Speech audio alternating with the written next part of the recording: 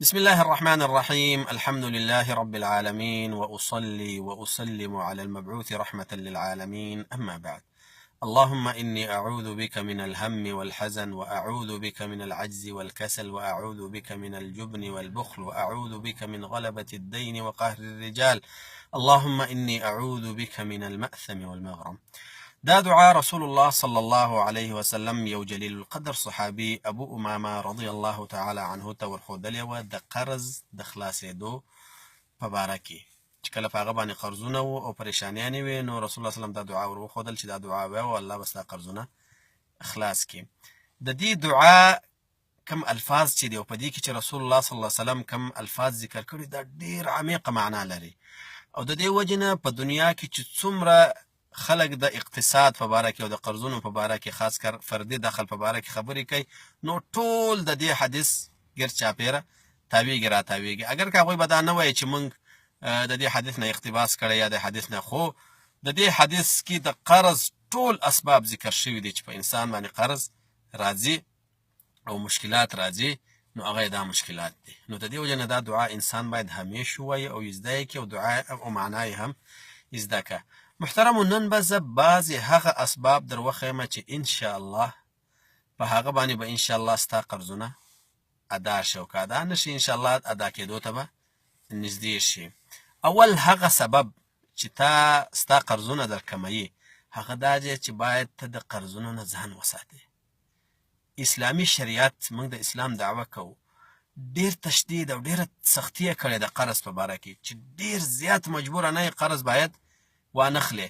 د دې وجه نه رسول الله صلی الله علیه وسلم فرمایي چې شهید ته چې انسان د الله په لار کې شهید شي هر ګناه ورته معاف کیږي، خو الا الدین، قرض نه ورته معاف کیږي. او رسول الله صلی الله علیه وسلم ته یو جنازه راوړل شو، د جابر بن عبدالله رضی الله عنه حدیث دی. رسول الله صلی الله علیه وسلم چې کله راپاڅېد او جنازه ور باندې کوي، نو یو څو قدمه چې واخیستل، بیا یې تپوس وکړه چې علیه دین، یا په ده باندې قرض شته؟ نو خلکو ورته ویل چې و 2 دیناره ور باندې قرض شته. نو رسول الله صلی الله علیه وسلم وفرمایل چې صلوا علی صاحبکم، خپل په ملګري باندې منځ وکړئ، زه منځ نه ور باندې کوم. نو یو صحابي د ابو قتاده رضی الله عنه په نوم باندې هغه راپاڅېږي، ورته وایي چې یا رسول الله د قرض ما په خپل ذمه دارۍ باندې واخیسته، زما په ذمه باندې شو.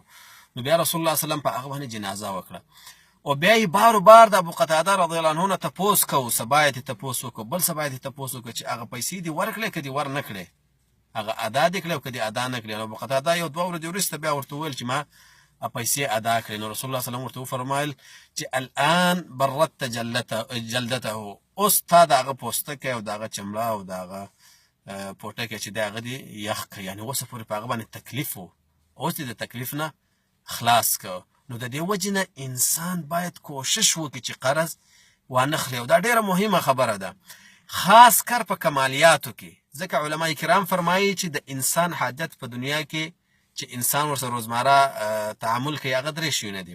یو ته وایي ضروريات هغه ته وایي چې په هغه باندې ستا زندګي قایمه یا مبني، مطلب که هغه نه یې ستا زندګي ختمیږي، لکه اوبه شوې، لکه ډوډۍ شوه. بل ته وایي حاجیات هغه ته وایي چې د هغه نه بغیر ستا زندګي تیریږي، یعنې ته خو ژوندی پاتې کېږي خو په تکلیف باندې، لکه کور شو مثال طور، ته په ساره باندې هم شپه تېرولی شې، خو په کور کې تا ته یو څه نسبتا استراحت او هغه تکلیف نه درته رسېږي کوم چې په صحرا کې درته رسېږي، دته حاجیات وایي. 3 نمبر کمالیات دی. کمالیات هغه ته وایي چې نه په هغه باندې ستا زندګي مبني او نه په هغه کې تا ته کم تکلیف رسېږي، که هغه نه تا ته تکلیف نه رسېږي. لکه مثال طور موبایل شو، یو موبایل په 3000 روپۍ باندې هم کېږي، بل موبایل په 15000 په 20000 په 18000 هم شته. که ستا سره د 3000 روپو موبایل یې ستا حاجت په هغې باندې رفع کېږي، پوره کېږي، نو که 15000 والا موبایل ستا سره نه هیڅ تکلیف تا ته نشته، نه څوک تا د کور کلي نه شړي او نه تا ته څوک بد رد وایي. نو د دې وجې نه علما کرام فرمایي چې په کمالیاتو کې خاص کر باید ته د قرض نه بالکل ځان وساتې.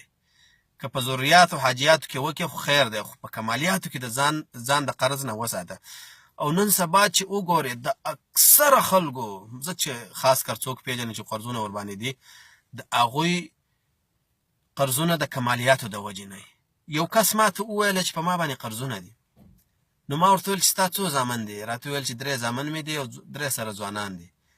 د هر زوی سره تقریبا د 15000 روپو موبایل و، ما ورته 100 روپۍ باندې قرض و 1 لک روپۍ قرض را باندې. نو ما ستا د هر زوی سره د 15,000 روپو موبایل ده. د هر زوی چې ده بیا تقریبا د میاشتې 1000 روپۍ کمه اندازه چې وخی 1000 روپۍ د خرچه کوي په نیټ باندې او په موبایل باندې او په کارډونو او په شینو باندې. نو ما ویل اول خو که چېرته ته د زوی زامنو موبایلونه خرڅ کړې په 15,000 باندې دا 45,000 روپۍ شو. 45,000 کې 15,000 بیرته راواخله او د دې زامنو ته پې واړه موبایل واخله او 10,000 چې دی دا په قرض کې ورکړه. هغه 1000 روپۍ چې ستا زامن خرچه کوي په نیټ باندې او په دې شي باندې هغه 1000 روپۍ هم راواخله جمع کړه هغه د میاشتې 3000 روپۍ کېږي او د کاله تقریبا 14,000 روپۍ کېږي. نو 14,000 دا شوې او 10,000 هغه شوې دا 14,000 روپۍ شوې. 14,000 روپۍ تا په یو څو ورځو کې خپل قرضدار ته ورکولی شي. خو مشکل دا دی چې موږ په کمالیاتو کې د یو بل سره تنافس د یو بل سره مقابلې کوو. نو باید کوشش وکړې چې ځان وږی پرېږده ځان تږی پرېږده خو قرض مه کوه. او ځکه چې قرض ډېر بد شی دی. قرض ذلت دی. د پښتانه وایي د نر خاوند چې دی دا قرض دی. قرض انسان ته هیڅکله خیر نه راوړي. پریشاني یعنې غمونه هر څه درته راوړي. نو اوله لار د قرض دا ده چې د قرض نه ځان وساته. که چېرته بیا هم ډېر مجبوره شو قرض دې کوو نو دویمه لار یې دا ده د قرض د ادا کولو چې قرض د ادا کولو په نیت باندې وکړه. او د دې وجې نه رسول الله صلی الله علیه وسلم فرمایي د بخاري او د مسلم حدیث دی وایي څوک چې قرض واخلي یرید اداءها او په نیت کې دی چې زه به دا ادا کوم نو ادى الله عنه الله رب العالمین به د دا قرض ادا کړي. او که څوک په دې نیت واخلي چې زه قرض دی وامې اخیسته او زه بیا به کله ورکړم لکه نن سبا چې اکثره خلک په دې نیت باندې قرض اخلي نو رسول الله صلی الله علیه وسلم فرمایي چې اتلفها الله رب العالمین به دغه قرض دغسې بوځي. یعنې پیسې به هم ترې لاړې شي او قرض به هم ادا نشي. نو کوشش وکړه چې کله قرض اخلي نو د قرض په نیت یې اخله. دا ځکه چې کله ته شی د قرض په نیت واخلې نو یو خو الله تعاون در سره کوي بل بیا ته کوشش کوي چې خپل د حاجت په اندازه یې واخلې ډېرې پیسې نه اخلې. او بل کوشش دې دا یي که چېرته ستا نه پیسې کمې ولګي ستا په حاجت کې یو څه در سره پاتې شي نو بیا بیرته خپل خاوند ته واپس کوې نو دا په تا باندې ډېر قرضونه اسانه کوي. دا دوه شیونه شو. دریم شی دا دی او هغه ډېر زیات مهم دی چې هغه به انشاءالله چونکې چې اوس دا ویډیو ډېره اوږده شوه هغه به په روانه ویډیو کې زه انشاءالله بیان کوم. هغه ډېره زیاته مهمه خبره ده مهمه نقطه ده. رسول الله صلی الله علیه وسلم په هغه دعا کې اشاره ورته کړې ده په خاص الفاظو کې.